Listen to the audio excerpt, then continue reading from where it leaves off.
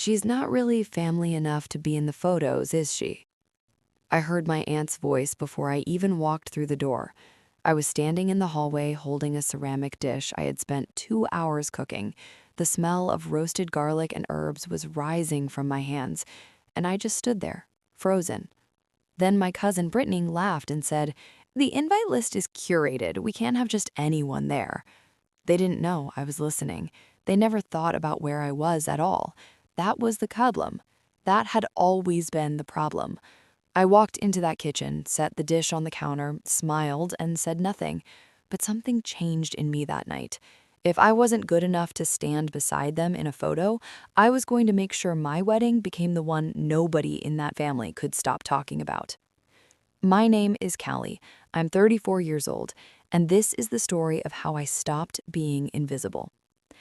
I grew up on the edges of a big, loud, image-obsessed family. My mom married into it without money, without a prestigious last name, without the connections that seemed to matter so much at every holiday dinner. That put us on the outside from the very beginning. We were there, but we weren't really counted. I wasn't the prized child. I wasn't the one they put in the center of the Christmas photo or bragged about at church on Sunday. I was the one they forgot to mention, unless they needed something cooked, something organized, or someone to quietly fill in the gaps. But I had something my grandmother gave me that none of them could touch. She used to cup my face in her hands and say, "Your value isn't loud, Callie, but it's real." I held on to that my whole life, even when it was hard to believe. I work as a freelance content creator and part-time event coordinator. My life isn't flashy.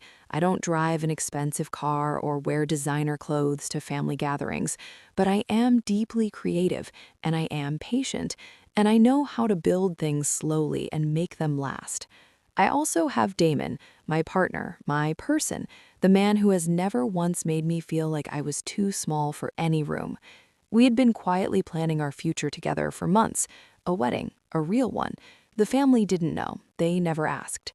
If your family ever made you feel like a guest in your own bloodline, I want you to subscribe to this channel right now because you belong here. Tell me in the comments, were you ever left out by the people who should have had your back the most? I read every single comment, every one. Let's go. 3 weeks before Brittany's wedding, the invitations went out. I watched them arrive. I saw cousins posting photos of their envelopes online, cream-colored with gold lettering. My phone stayed quiet. No envelope came. Not for me, not for Damon. I told myself it was a mistake. I actually told myself that. I picked up the phone and called my Aunt Renee, keeping my voice light and easy, fully expecting her to say it got lost in the mail. She paused. It was the kind of pause that tells you everything before a single word comes out. Then she said, "Sweetheart, Brittany wanted to keep it intimate. You understand." Intimate? 200 people. I found that out 3 days later through my cousin Jade, the only one who had the kindness to tell me the truth. Business contacts were on that list, friends of friends, people Brittany had met twice at industry events. But not me, not Damon. What made it worse, so much worse, was what I knew about that wedding. I had given Brittany 2 full weekends of my time. I sat with her at her kitchen table and helped her build the entire concept. The dusty rose and sage color palette, mine. The garden party meets modern elegance direction, mine. I had called vendors, passed along contacts, and helped her narrow down her shortlist. I did all of it because she was family, because I thought that meant something. Then came the bridal shower. I was invited to that one, not as a guest, but as a helper. I poured champagne, I arranged platters, I kept things moving. And when Brittany stood up to thank everyone who helped make her vision come to life, she looked around that room with tears in her eyes and named every single person, every single one, except me. She described the color palette with love in her voice. She didn't look in my direction once. I smiled, I refilled a glass. I did not cry until I got to my car. But something had shifted. The sadness was still there, but underneath it, something harder had started to grow. Something quiet and clear and absolutely certain. The weeks that followed felt like a slow, steady accumulation of small cuts. The family group chat became a constant celebration of the upcoming wedding. New threads were started for dress codes, for travel arrangements, for gift ideas. I had been part of earlier planning conversations in that chat. Now, those threads existed without me. When I posted a simple congratulations message one morning, one person responded. One. Everyone else left it sitting there like I hadn't said anything at all. Then came the cookout. It was a warm Saturday afternoon, and the whole family was gathered in my uncle's backyard. The grill was going, kids were running around, and people were laughing. I was standing near the food table when my Uncle Ray walked over with a big grin on his face and said loud enough for a whole circle of people to hear, "Callie, you doing the catering for Brittany's wedding? That's more your speed, right?" The laughter came fast, easy. Brittany was standing right there. She laughed too, not a polite, uncomfortable laugh, a real one. The yard felt like it shrank.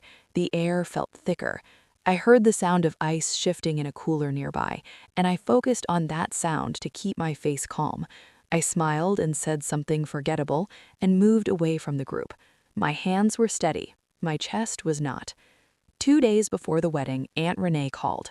Her voice was warm in that practiced way that meant she wanted something. She explained that the wedding coordinator had a scheduling conflict, and she needed someone to manage vendor arrivals on the day of the wedding. Early morning, multiple moving parts. She said, "You're so good at this kind of thing, Callie. It would mean so much to the family." No payment mentioned, no official acknowledgement, just the implication that I should feel honored to be included in any capacity at all. I let her finish. I took one breath. Then I said, "I'm sorry, Renee. I have a prior commitment that day." Silence. Real silence. She had not expected that word from me. She tried once more, softer this time, and I said it again, calmly, clearly. No explanation added. After I hung up, I sat at my desk for a long time. Then I opened a new document on my laptop and I started writing everything down. Dates, conversations, details. Not out of revenge, out of clarity. I needed to see it all in one place so I could understand exactly what I had been allowing, and so I could understand exactly what I was going to do instead. What my family didn't know, what they had absolutely no idea about, was that I had been living a second professional life for almost 2 years.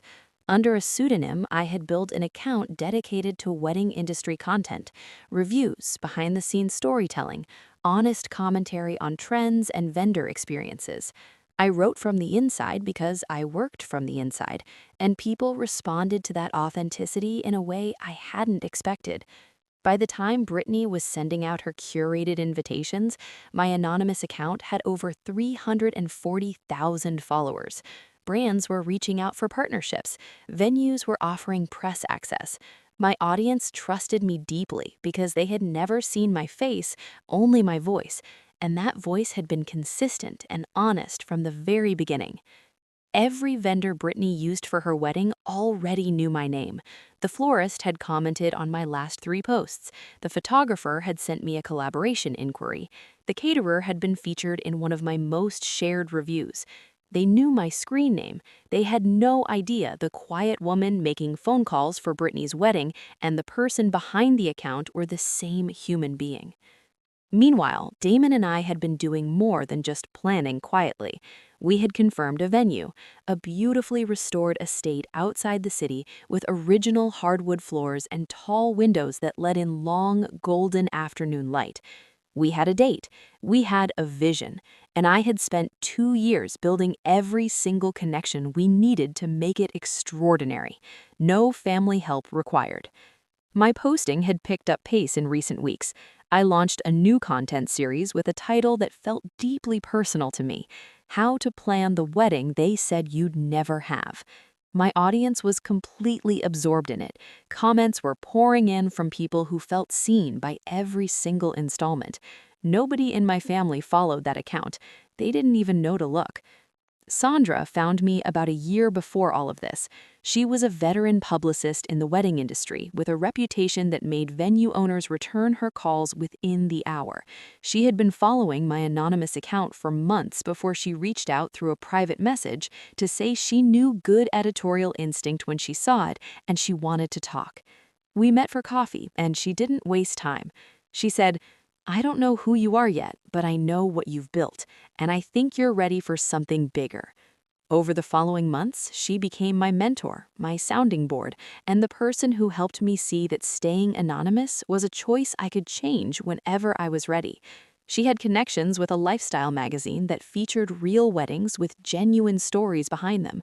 She ran a blog network that reached hundreds of thousands of readers in the wedding and lifestyle space. And when I told her about Damon and our plans, she looked at me across the table and said, "Callie, you've spent 2 years making other people's weddings look like magic. Let's make yours the one that changes your life." I said yes before she finished the sentence. Brittany's wedding came and went on a Saturday in late spring. The family flooded every platform with photos, toasts and first dances and centerpieces and group shots that captured what Aunt Renee called in her caption, "a perfect celebration of family." I scrolled through it slowly. I was not in a single image, not in the background, not at the edges, completely absent from a day I had helped design. I closed the app, I picked up my phone, I called Sandra. Our venue deposit had already cleared, our date was locked, and the week before I had posted a teaser on my anonymous account, just a few words that said a very personal announcement was coming soon. Within 48 hours, over 40,000 people had commented asking what it meant. My audience could feel that something was shifting. They were ready, they just didn't know yet how personal it was about to get. The night before my wedding, I posted the reveal. Full name, my face, my story, a preview of the venue, the dress, the details I had quietly built over 2 years while remaining invisible to the people who thought they knew me. I wrote honestly about being the family member nobody photographed, the one who contributed and was thanked with silence. I didn't use anyone's name. I didn't need to. I just told the truth about what it feels like to pour yourself into people who look right through you, and what it looks like when you finally stop and pour that same energy into yourself. By the time I woke up on my wedding morning, the post had reached 380,000 impressions. My phone was warm in my hand from the notifications. Sandra had already texted, "The magazine team is confirmed. They're on their way." Then Aunt Renee called. I almost didn't answer, but I did. Her voice was different from any version I had heard before. Quieter, careful. She said, "Callie, we had no idea. We would have—" I didn't let her finish. Not to be cruel, just because it was true when I said, "Renee, I have to go. I'm getting married today." I put the phone down and looked at myself in the mirror. Damon knocked on the door and asked if I was ready. I said yes and meant it completely. The estate was everything I had imagined and more. The tall windows caught the afternoon light exactly the way I had pictured. The florals, arranged by a florist who had been following my account for over a year, were soft and full and exactly right. Sandra's magazine team moved through the space quietly, photographing everything. 3 industry brands had contributed to the event in exchange for authentic feature coverage. Every detail was real. Every detail was ours. At the reception, Sandra had helped us set up a live comment display on a large screen near the entrance.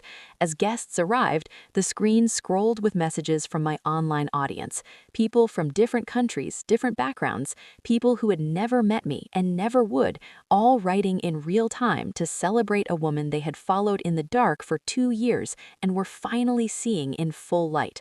The room was full of warmth and noise and the smell of fresh flowers and something that felt entirely like belonging. Then Damon took my hands and said his vows.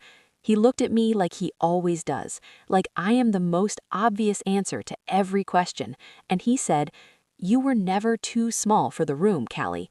They just didn't build the room big enough for you." I heard someone behind me exhale. I think it was Sandra. I held Damon's hands and I did not look away. While we danced and ate and laughed, the editorial went live. The full story, My name, my face, my history, and the wedding I built on my own terms. The family saw it the way everyone else did, on a screen through a link that circulated through the wedding industry community and then far beyond it. Brittany's own photographer was the one who texted her. A journalist who covered lifestyle content shared it with a comment about self-made women in the wedding space. The family watched it all happen from the outside, the same way I had watched their celebrations from the outside for years. Not one of them had been invited. Damon and I left for our honeymoon with over 500,000 followers and 3 brand partnership inquiries sitting in my inbox. The magazine feature was confirmed for print. My name, my real name, would be in it. 2 cousins reached out within the week. Their messages were genuine, and I could tell the words cost them something. I replied to both with the same simple honesty. "Thank you, I've moved forward." And I meant it. There was no satisfaction in their discomfort. There was only the clean, quiet feeling of a door I chose to close. I didn't build any of this to hurt anyone. That was never the point. I built it because I finally stopped standing in doorways waiting for people who undervalued me to decide when I was allowed to walk in. I stopped measuring my worth in their invitations and their photo captions and their silence on group chats. I started measuring it in the work I was doing in the dark, in the connections I was building quietly, in the life I was constructing with my own hands while they were busy celebrating without me. They didn't invite me to the wedding, so I made sure the world came to mine. And it did. If someone ever used your ideas, your energy, your creativity, and your time and then looked right past you when it was time to say thank you, this story was for you. Subscribe and tell me what happened in the comments. What did they take from you, and how did you take your power back? I want to know. Every comment gets read, every single one. Click hype to help this story reach every person who has ever been left out by the people who should have lifted them up the most. Standing up for yourself is hard, especially when it's family. If you've been there, subscribe and become part of this community.